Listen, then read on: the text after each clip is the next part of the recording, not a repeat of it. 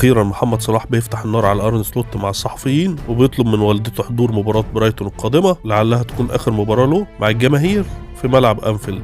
بس قبل اي حاجه، لو انت مهتم باخبار النجم العالمي محمد صلاح اعمل اشتراك دلوقتي في القناه عشان يوصل ليك كل جديد. بعد مباراه ليفربول وليدز يونايتد واللي انتهت 3-3، محمد صلاح بعد المباراه اتقابل مع الصحفيين وصرح بتصريحات ناريه وطويله. محمد صلاح فتح النار على مدربه ارني سلوت بعد ما فضل يقعدوا على الدكه اخر 3 ماتشات في الدوري واخرهم تعادل ليفربول قدام ليدز 3-3. صلاح قال بعد الماتش: انا مش قادر اصدق اللي بيحصل، انا محبط جدا، قدمت كتير للنادي والكل شايف ده على مر السنين، خصوصا الموسم اللي فات، ان اكون على الدكه الفتره اللي فاتت مش عارف ليه، حاسس ان النادي بيحملني المسؤوليه والضغط كله عليا، وده احساسي، ده مش مقبول بالنسبه لي، ولو كنت في مكان تاني كان النادي هيحمل اللاعب بتاعه. انا اتقابلت مع المدرب وهو عارف انا حاسس بايه، كنت فاكر ان هجدد وانهي مسيرتي هنا، بس الموضوع مش ماشي على الخطه. قلت قبل كده ان علاقتي بالمدرب كانت كويسه، لكن فجاه ما بقتش موجوده، مش عارف ليه. عملت كتير عشان النادي ده علشان اخد الاحترام اللي استحقه، واكيد مش لازم اقاتل كل يوم على مركزي اللي انا استحقه. الامر غير مقبول بالنسبه لي بصراحه، مش فاهم ليه دايما بيحصل معايا كده، كانهم بيقولوا ان صلاح هو المشكله وانا مش شايف ان انا المشكله. اتصلت بوالدتي وما كانتش تعرف اني مش هبدا قدام ليدز، بس انا كنت عارف.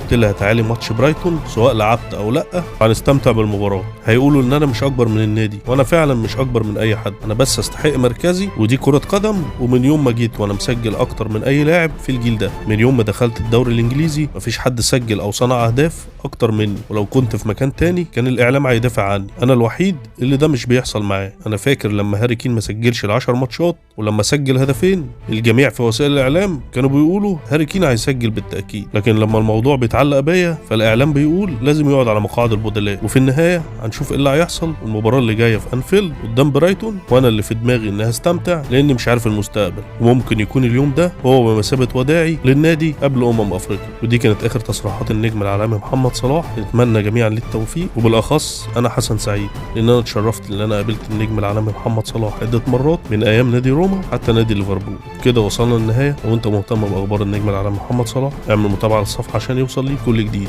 كان معكم حسن سعيد.